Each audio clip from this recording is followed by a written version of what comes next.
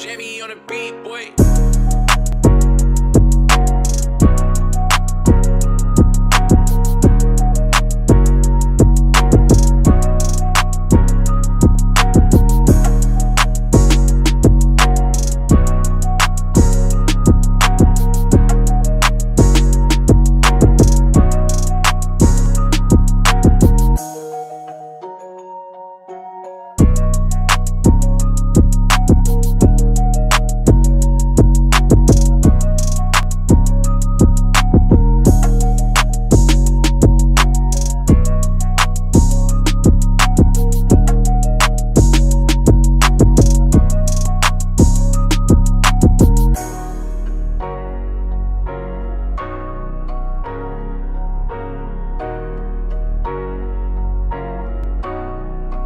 Jimmy on the beat, boy.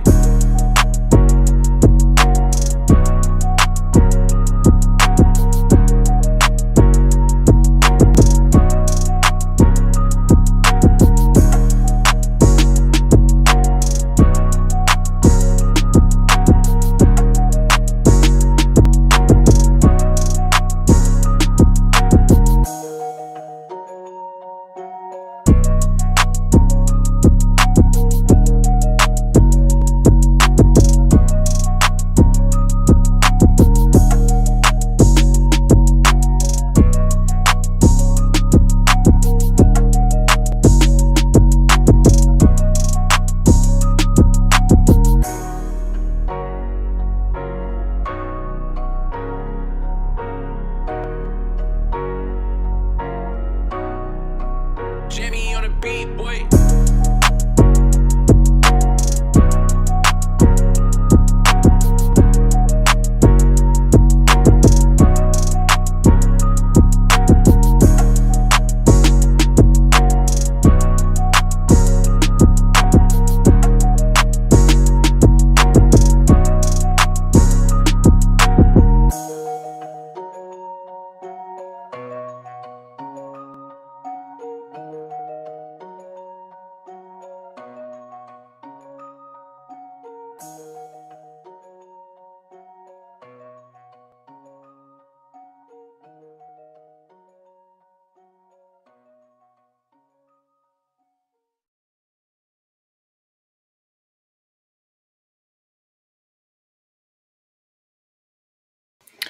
What's going on, everybody? Welcome to Double Coverage, the premier NFL podcast of the Gin Sports Network. I'm your host, John J. II, here with Musa Basal. Musa, talk to me, buddy. Tell me something good, man. How you feeling? I'm doing good. Just a little cold. Got the first snow of Michigan, and it's Victory Tuesday, so can't complain. Yeah, sure is. The Honolulu Blue is out and out there. They feel good. They look good. And they have a reason to feel good and look good. Big win over the Raiders. Obviously, a lackluster Raiders team, but you're winning in prime time. You're getting a dub at home on Monday Night Football. There's reason to celebrate that. We're going to talk about that here shortly. Here in a little bit, we're going to get into that. But first thing we got to talk about is the trade deadline, which was today. And some teams, may have took advantage of it. I think the Honolulu Blue definitely did. And Musa, just you want to go into that for a little bit for me? Just tell me how they got that deal. What side of it did they get, and how are the Lions feeling about the deal they got? I mean, I think Lions fans should be happy. I mean, we got Donovan Peoples-Jones, Michigan guy, for a 2025 sixth-round pick. First, we don't give up any draft capital this year, which is amazing. So if you want to get some good draft picks going in, if we don't make a Super Bowl run this year, we are definitely still set up to make one next year. And also, just we got a steal of a pick. I mean, this is a great wide receiver. He has a lot of potential, which might not have been noticed because he's been stuck with Deshaun Watson as his QB. I mean, go look at some of his highlights. You see this guy has explosive abilities, and it's just another weapon that this Lions team is adding to their roster, and it can hopefully give like Amon St. Brown a chance to maybe get some rest, take a little reps off, and have the Lions be fine, and just kind of heal up some of the players for the playoff run that they're going to have later down the stretch. We're getting close to January football where it really matters, and going into the bye week, they make a really good pickup. Perfect time for the Lions. They have time to get him adapted to the scheme and everything, and get him in the culture, and just see how he fits in with his team. It'll be exciting to see.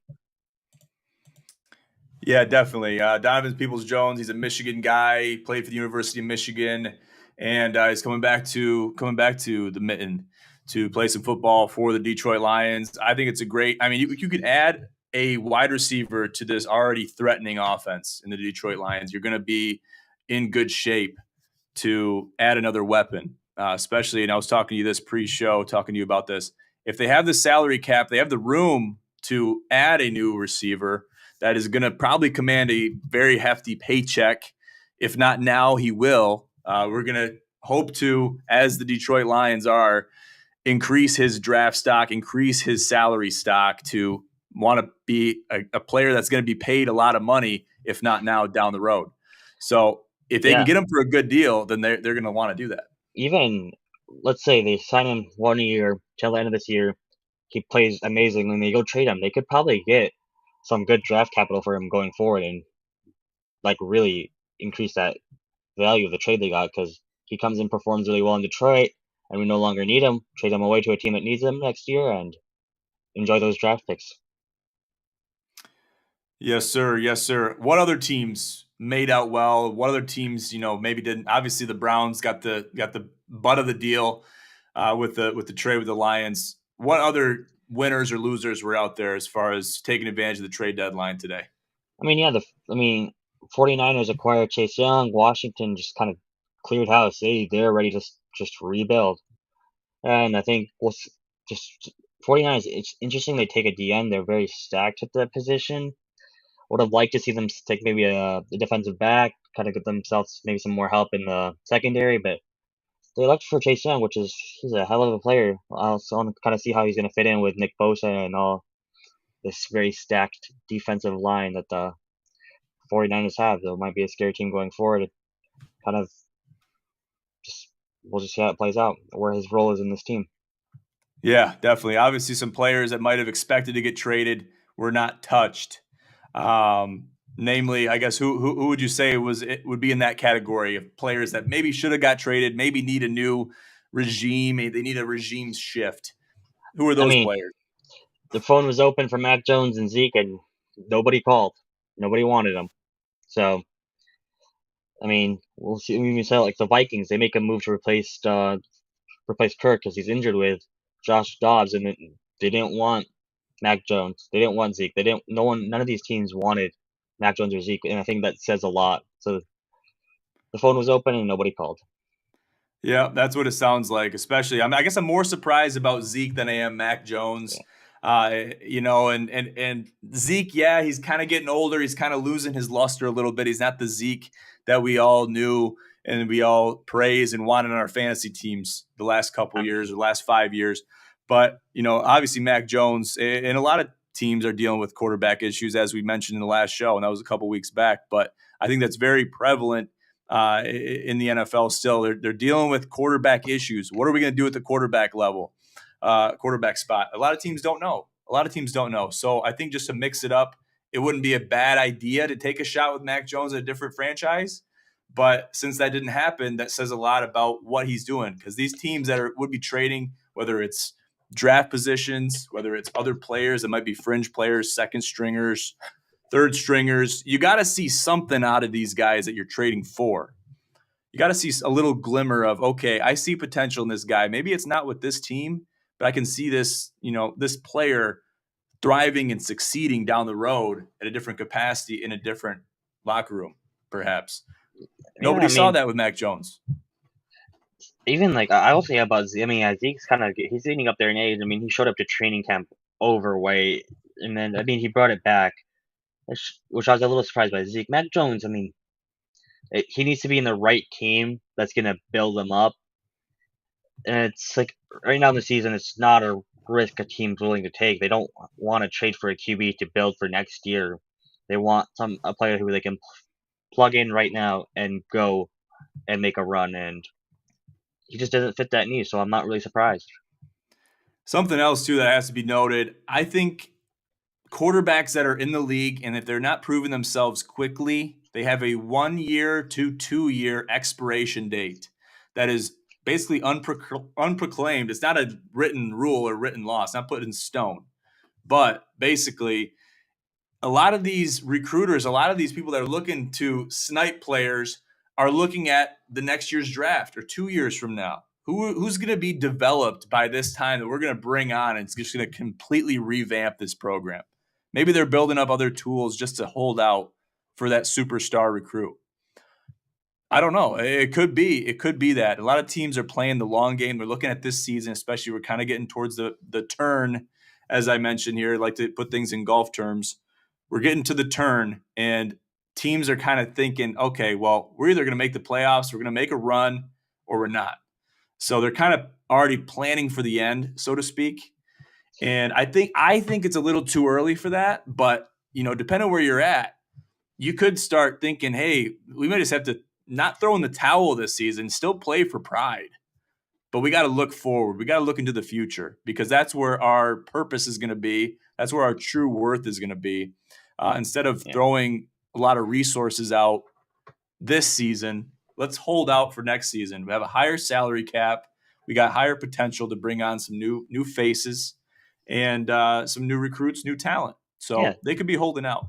Speaking of playing for pride and not making much moves, I mean, the Denver Broncos, they come off of a big win over the Chiefs. I still expected them to maybe clean house, start rebuilding, but they kept their players. Same with the Raiders. I mean, I wouldn't have been surprised if they traded away either Devontae Adams or Josh Jacobs just because they're not going anywhere this year. It's just not a year for them, and they're still holding on to these players that they could get a lot of value, especially like a player like Devontae Adams, who's clearly not happy in that organization, and it's just not working out for him. He went there to play with Derek Carr, and Derek Carr is no longer the quarterback.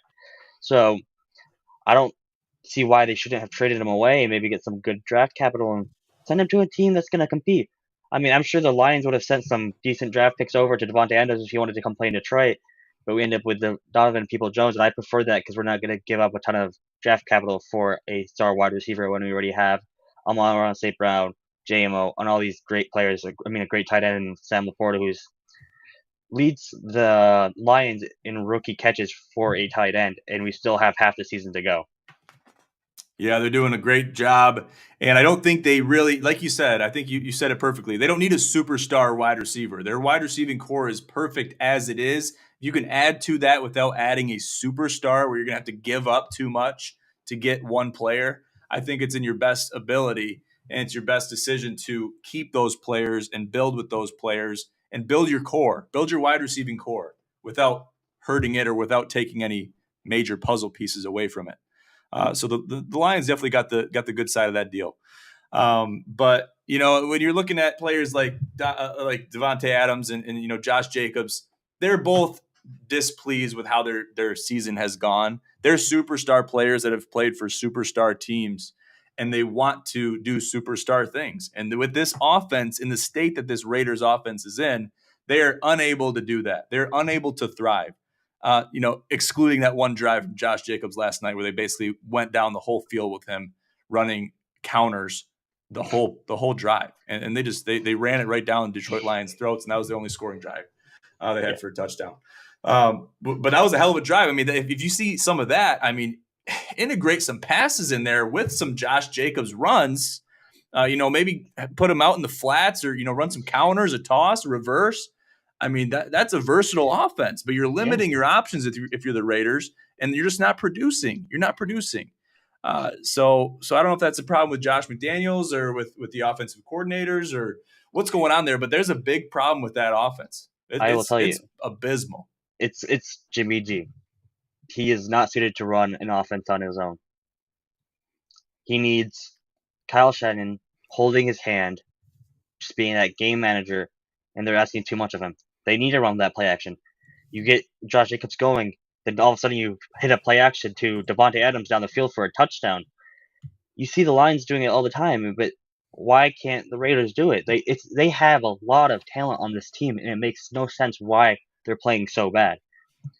It's just abysmal. Like you said, the Lions didn't play a great game. The score makes it seem like it's a lot worse of a game, but they only had that one scoring play. That's the only time they really went down the field and they were able to score. The other points came from a pick six. Like the Raiders had only 157 yards of offense throughout the whole game. Jahmyr Gibbs is out here, I think, with 186, if I remember off the top of my head.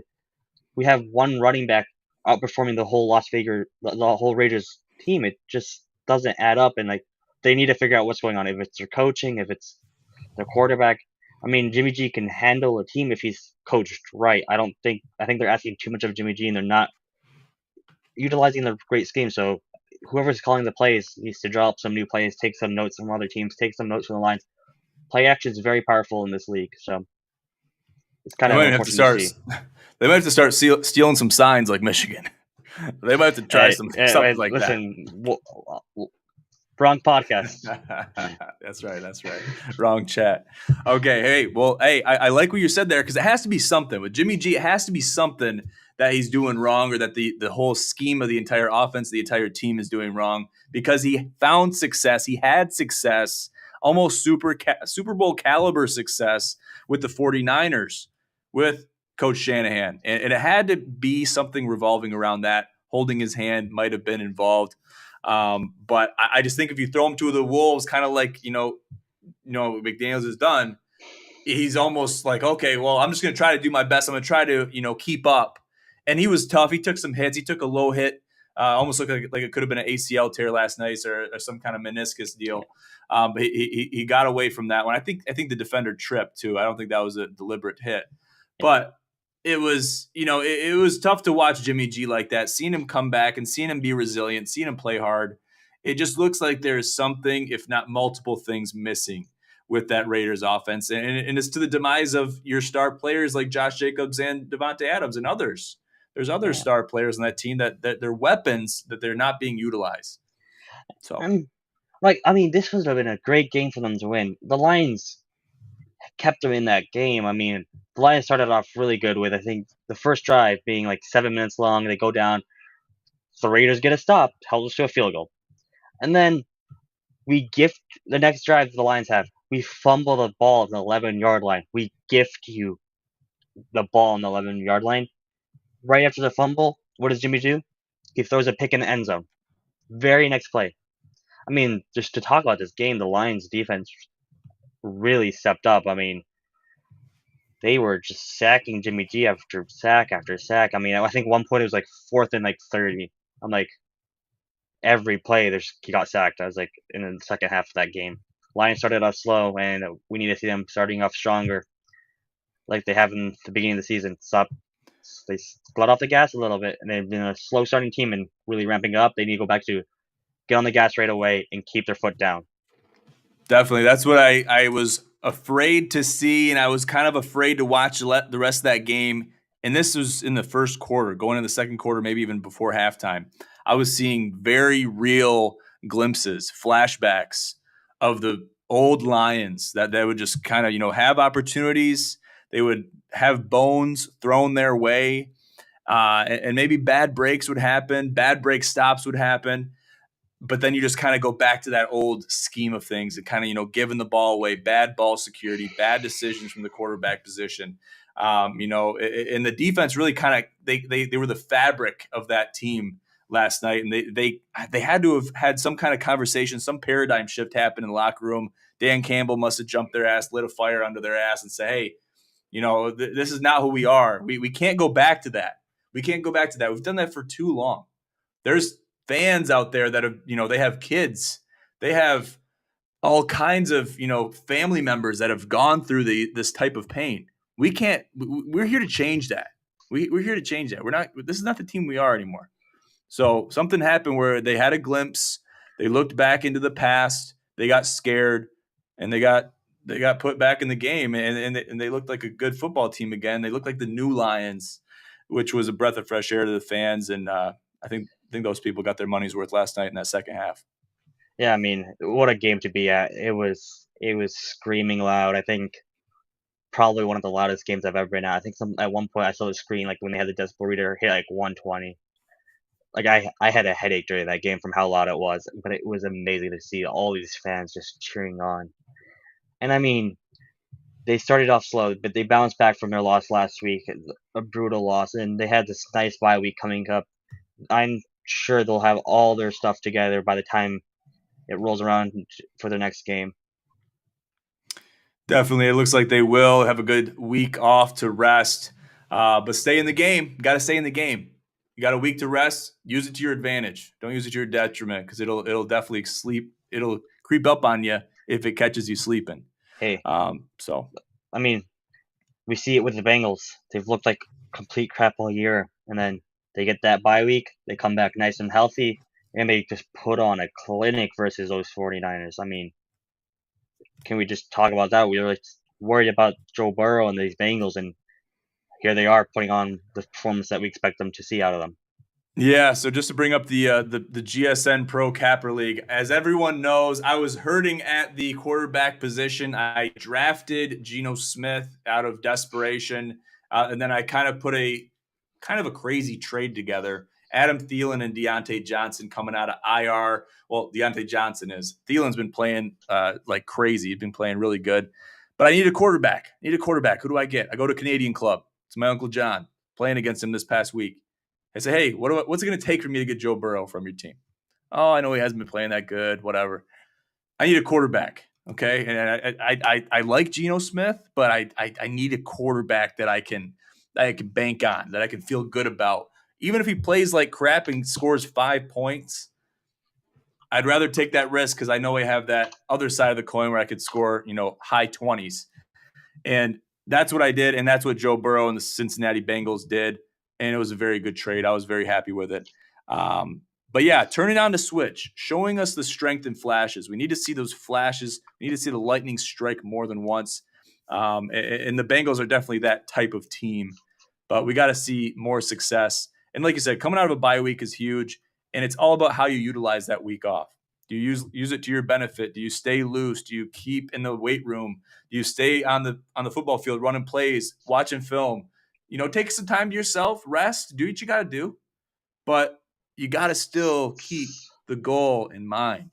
Okay, And that's what the Bengals did, and that's what these Lions they got to do the same.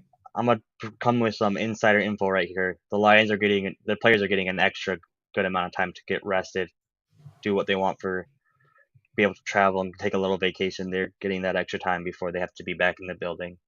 Some insider info coming out. All right. Hey, well, we'll utilize that and take it for what it's worth.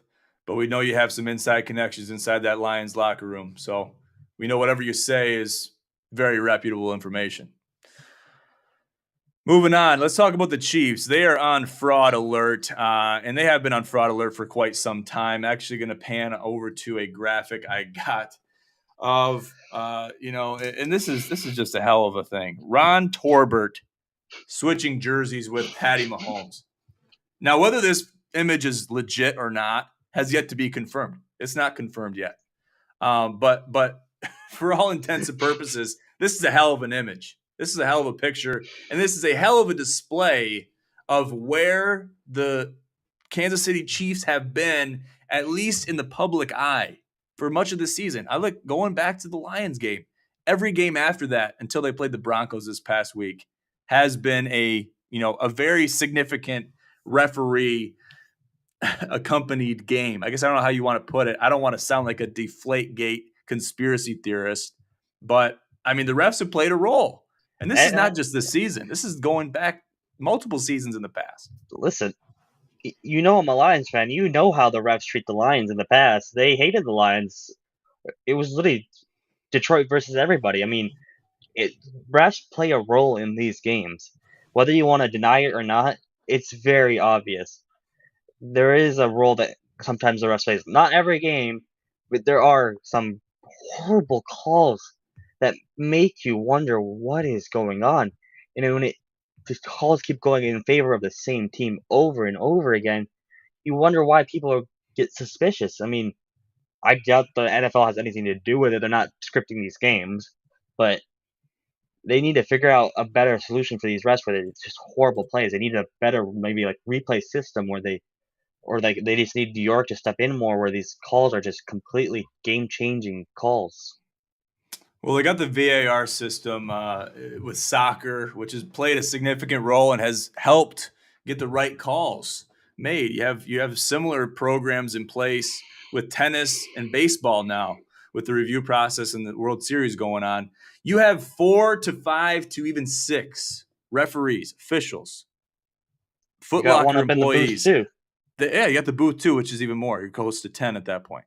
Plus the other guys in New York. I mean, you're up in the 20s at that point. Looking at the same play. I mean, you got the guys on the field, whether on the same side of the ball. I mean, you got at least 3 guys on the same side of the ball. There's certain calls that either have to be made, they have to be overturned on the field. You come together and say, hey, this wasn't a penalty. Let's pick the flags up. No penalty, third down, whatever you got to do. Or if it's a missed call, someone's got to see that. Someone's got to at least throw the flag to have that inquiry, to look at it, especially in a game-deciding situation. And I'm not going to go back and talk about individual situations in games because it's happened too many times. Usually it's a pass interference call. Usually it's a holding call that was either missed or given inadvertently. And it just can't happen in I those situations, especially with the Chiefs. It happens with the yeah, Chiefs too much. I would like to see where you get 2 failed challenge attempts on like some of these calls, just like similar to the challenge system, but it goes straight to New York and New York reviews it. Yeah, If and you you almost got fail to the give them the ultimate say. Say, hey, we don't know on this one. We know there's something here. yeah, Okay, I listen, know you guys aren't on the field, but we're gonna need you I'm guys to make a call. I'm sure they can work out a system. You get 1 challenge of a call where it goes straight to New York and New York reviews it, maybe 2, who knows? Or you get 1, and if you fail it, you don't. If you get it, then you keep it. I think that might be a good system. I mean, there's also just a lot of pressure on these refs for the home field advantage There when they're is. playing in these stadiums where all these fans are booing every call they make. I mean, sometimes it's a good call and they're getting booed, and then if it's a bad call, it's like complete chaos. I mean, Oh yeah.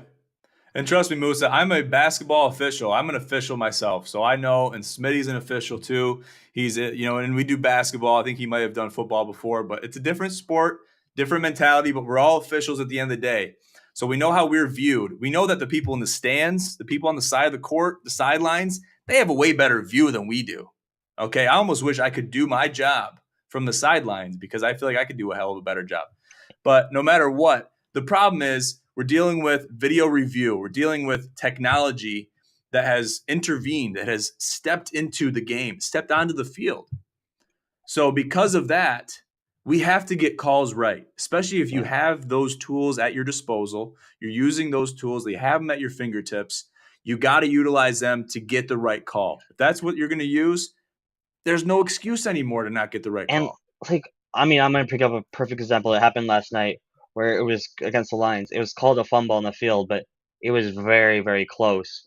And obviously, there was not enough evidence to overturn it. But if they didn't call it a fumble and they reviewed it, there wouldn't be enough evidence to turn it into a fumble recovered by the Raiders. So like, I think that's another one where it's like it should go in favor of the team that has the ball. Like at that point, it's like the Lions are in possession of the ball. It's so close. I think they should get that favor when you can't really see exactly what's going on. And it like there was like a part of the clips where it looks like he had the ball and he was down on the floor, but you can't get a fully glimpse of it because it's just, there's 20 guys on top of him. But I think that situation it should have went towards the Lions, and that's not me being a Lions fan or being biased. It doesn't affect the game at this point, so I'm not mad about anything like that. So like completely unbiased. I think that if that was the Raiders, I'd be like the Raiders should get the ball. They had the ball. It was called a fumble, but it's too close to call it a fumble. Yeah, and I guess that's the one area of officiating, refereeing, however you want to look at it, where I do like where it's at because that kind of somewhat and somehow, some way retains that human element of saying, hey, we made that call on the field. We'll go to the monitor, we'll look at it, and we'll send it to New York and try to get that reviewed and get the right call. But if we can't overturn that with the video evidence, we have to go with the call on the field. We have to go with the human element. But like you said, if it's called either way, it's almost like it can't be overturned with, with undeniable evidence, undeniable, whatever you see on the video with beyond a reasonable doubt, I believe is what they use. Yeah. That retains that human element. And that also, you have to have a call to be able to look at the monitor to overturn the call on the field. Yeah, I mean So it's interesting. they reviewed it. I mean, from the camera's point of view, it looked like it wasn't very clear, but it looked like he was down. But it wasn't undeniable evidence that he was down, so they can't overturn the call. If the call is another way, So I think in that situation, maybe it's a kind of favorite to the offense because they have the ball there, and it's just I don't know. But another, Yeah. I mean, there's a human element to it. So either way, you do either one, and it's not gonna make everyone happy. You just can't make everyone happy. No, and you can't do that. I think as much as you can retain that human element, then do it. But the problem is when the calls, the biggest problem was really with PI calls because they're non-reviewable, and with Which is stupid. missed calls because if you don't have a call on the field, there's nothing to go to the monitor for to say, okay, well, we got to overturn that. Oh, there was no call on the field. And usually it's with a hold or a PI or a face There's mask or something that has to be seen. A flag has to leave the pocket and be thrown into the field of play for any reviews to even happen. If there's no and flag thrown on those plays, there's no reviews that's going to take and place. we don't want to have it where they're just throwing a ton of flags and then be oh, actually no, there's no flag because that's just kind of ruin the experience, the And flow of the game. it ruins the flow of the game and it ruins the credibility of the officials. Yeah. So I mean, it's just such a tough one. I mean, I'll say It this: there's is. holding on every single play. It's just about Oh how yeah. visible it is, how bad it is. I mean, if you get down to those trenches, you know there's holding every play. And the timeliness of it too. You got to think about the timeliness of especially a bad hold where it's just an offensive tackle. He's just Yeah, lazy. He's letting the D end is around him. He's grabbing him with his left arm, and it's just horrible. You got to make that call, yeah. especially in a game winning, game losing situation, a game deciding situation. But this is one of those things, Musa. It's a never ending dispute, and that's why it's fun to talk about because officiating I'm is just one of those things that's not going to go away, and no, this problem's not going to go away. check. No matter how much technology, no matter how many Yeah. monitors, no matter how much VAR, guys in New York, it's always going to be there. The only way that's gonna happen is if every single player has 20 cameras like just in their jerseys everywhere, and technology's not there, and that's just kind of that's getting too far. Like, oh look, his knee's down here, the ball is right here. Oh, he's down. Oh no, he's not down. It's a fumble. It's just that you would have to have so many cameras to be able to see that, and it's still even then if they're just piled on top of each other, you're still not going to see anything. No matter how much technology there is, there's always going to be a human element to it, and nobody can be perfect. That is true. That is true. Nevertheless, though, big win by the Broncos against the Chiefs. And this was the one game where no matter how bad the Chiefs are playing, they're always usually within striking distance of winning the game, Not or at even a least being in touchdown. the game. Not even a touchdown. We're talking, several points in this game where the Broncos, they didn't play their best football game, but they played good enough to win, and even more than that. And this is kind of what we expected going into the Russell Wilson era of the Broncos, even the Sean Payton era of the Broncos, in accompaniment with Russell Wilson as a quarterback. And yes, he's getting older, and yes, whatever, you can make any excuse you want, but this is kind of what we expected, to beat good teams, to be one of those teams that are in the good standing and that are in the top tier even. We haven't seen that really until this game. This could be a turning point. I don't know. I'm not getting my hopes up. But Yeah. do you think this is a turning point? Do you think this could be means for change coming to Denver? I think it's a good morale booster, but other than that, this is the same team that Miami Dolphins hung 70 points on. I mean, they still suck. They still need to figure it out. This maybe will give them a little bit of a kick in the ass to get going, and maybe like, oh, we can put together some drives. Our defense can stop an okay team. I mean, I'm not gonna call the Chiefs offense crazy. I mean, they have no wide receivers. They just have Patrick Mahomes and Travis Kelsey. That's about it. One of them is not doing well. They're screwed. So I mean, I'm not that impressed by the Broncos. I mean, good for them to go beat these Chiefs that are somehow winning games. I mean, and they just didn't show up. And I mean, Broncos took advantage, and good for them. And that's such a good morale booster. But they still have a lot of work to do. Yep, Chiefs just confirmed their position on and in fraud alert, which is where they have been, I think, for a while, but it's confirmed. It's finally confirmed now. The Broncos are working their way breaking out of fraud alert. So they're kind of comfortable in fraud alert and have been for some time. So if they can break out of that, they're in a good position. If they can feel out the position they're in and not be in a position of prowess and status, but basically, nobody has any expectations of this team. So if they can just go out there and play football and do good things, salvage their season, uh, play for pride, I mean, that's what they got to do. and do it with a smile. Do it with a smile. Do it with a with a good attitude. And I think there's potential for good things to happen with this Broncos team. So I love Cortland Yeah. Sutton. I have him on my team, and he's done good things for me. And even with the abysmal performances we've seen out of these Denver Broncos, he has a very high ceiling, in my opinion, as do the entire Broncos team. So we'll have to watch them and see where they go with the remainder of the season ahead of us. Speaking of fantasy football, man, brutal loss for me this week. I mean, I watched Sam Laporta drop the ball that would have gotten him into the end zone for me to win this matchup this week. I lost by like 4 points or 3 points. I had Raheem Stevenson from the Patriots, I think it is, a running back, just give me 7 points. I mean, Jonathan Taylor, only 10 points. And Cooper Kupp, I think, was 6 points against Dallas. I mean, what is going on with this Rams team? They look good and then they don't. I mean, it's been a painful ride with this fantasy team. I have such good players, but then one player just falls apart. The whole week just goes completely gone. Who'd you play against this week? Taven, who was ready to give Oh. up on fantasy just because Chris Olave got arrested. Oh my gosh, I don't even want to hear. I don't want to hear about it. I feel your pain, brother. I feel it.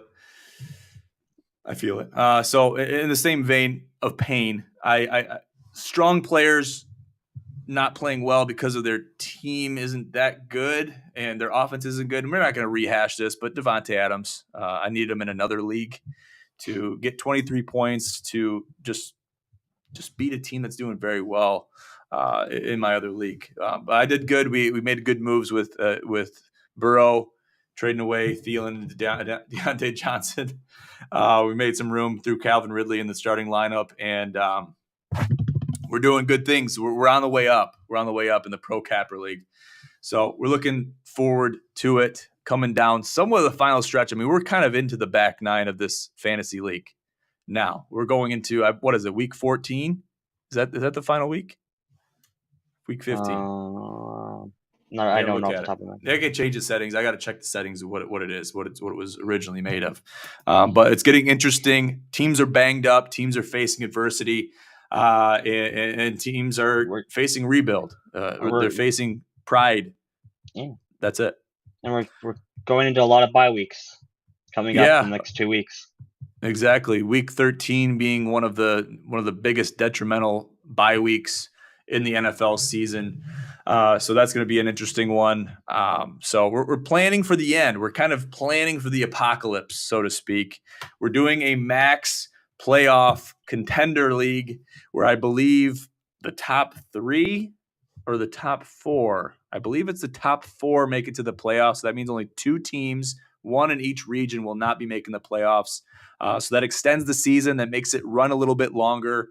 And obviously we have enough games to play to the point where it's like teams aren't really playing for pride yet. They're not just playing for the sake of playing, basically because they have to play.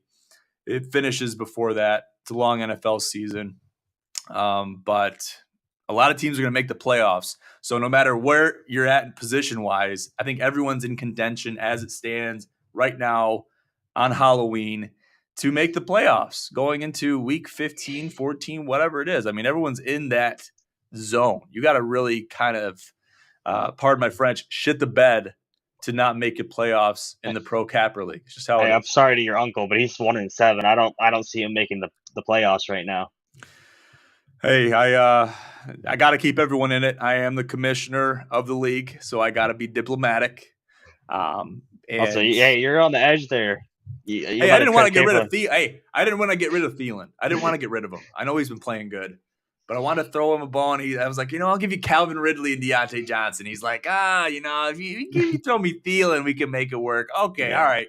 I wanted Burrow bad enough and wanted to throw him a bone too. I see that he's he's fallen on hard times in the fantasy league, and that is what it is. It happens to everybody. I'm facing 4 or 5 losses in a row in my other league. It happens. Like I will say this with the Pro Capper League, it's pretty even out. A lot of 4-4 teams. 6-2 is the highest. I mean, anyone could take first place before the end of the season. It's all up for grabs right now. It is very competitive. It's very close. I mean, you're 4-4 and you're sitting in 8th out of 10th. I mean, that's saying something. Yeah, I know. I'm right there. I'm right there on the brink. I mean, we I'm got right some there on the brink of failure. I could be out of the playoffs as 4th it to stands right 8th now. are all 4-4 records. And it's like, what does it even go to with teams that are on the bubble? I mean, it's got to go down to something. Points, Yeah, maybe points. points scored, overall points. I mean, Yeah, because that's what the points scored is what's keeping me ahead of you right now. okay. Fair enough. Fair enough. Cool. We'll let that marinate going into the week and into the weekend. Got a lot of football ahead of us. We'd love to keep you guys updated.